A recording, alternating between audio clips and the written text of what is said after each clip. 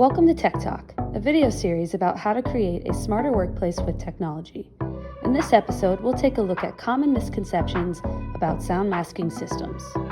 So grab a cup of coffee and let's take 5.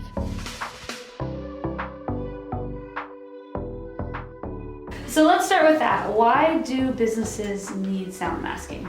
So a big trend in modern workplaces is a very open floor plan with lots of hard, easy to clean surfaces. But the problem with that is sound carries super well. And so not only can you hear yourself and what you're doing, but you can probably hear details of everybody else's conversations very clearly. And so now, as businesses are returning to their offices, they may be realizing how distracting their colleagues' voices can be. So sound masking helps mask the sounds in the offices to help you focus on your work.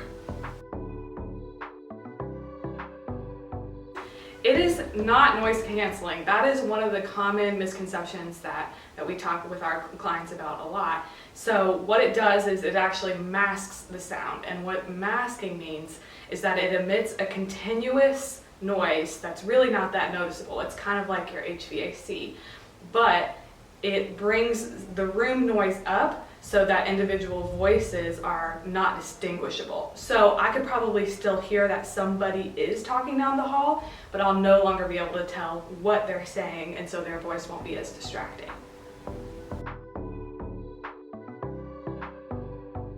It does sound a little bit like a white noise machine, but it's different. A white noise machine is more like what works when you're laying in bed and it's right next to you, and it has to be kind of loud to be effective that way.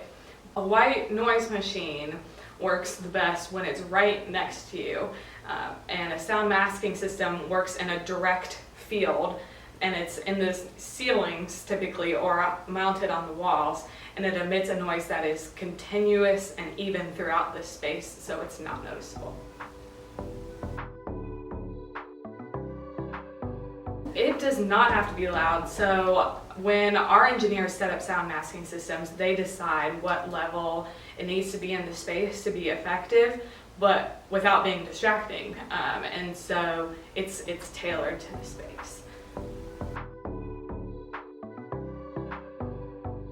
So an office space that could really use a sound masking system is one that doesn't have a whole lot of carpeting. If there's like wood floors or tile flooring, something where the sound bounces off, and especially if it's an open floor plan as well. With cubicles, create a little bit of natural absorption of the sound. So if it's an open floor plan, that's probably useful. In sound masking systems, the emitters do not go actually in your conference rooms or in people's offices.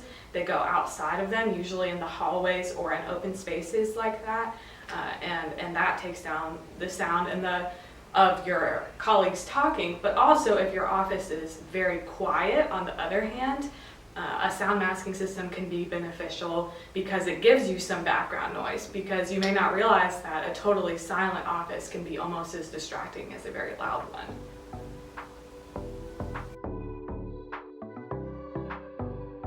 So if a client is not exactly sure that sound masking is what they need, we invite them here to do a tour of our tech studios, and we have our own sound masking system in our hallways.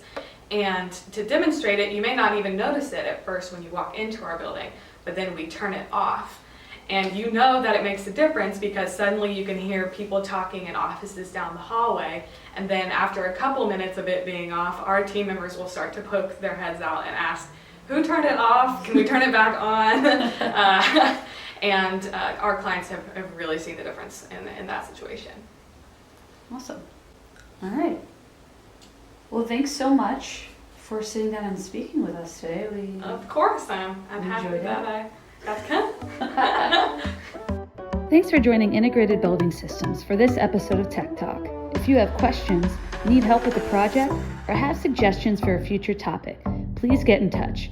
We look forward to helping you communicate better by making your building smarter.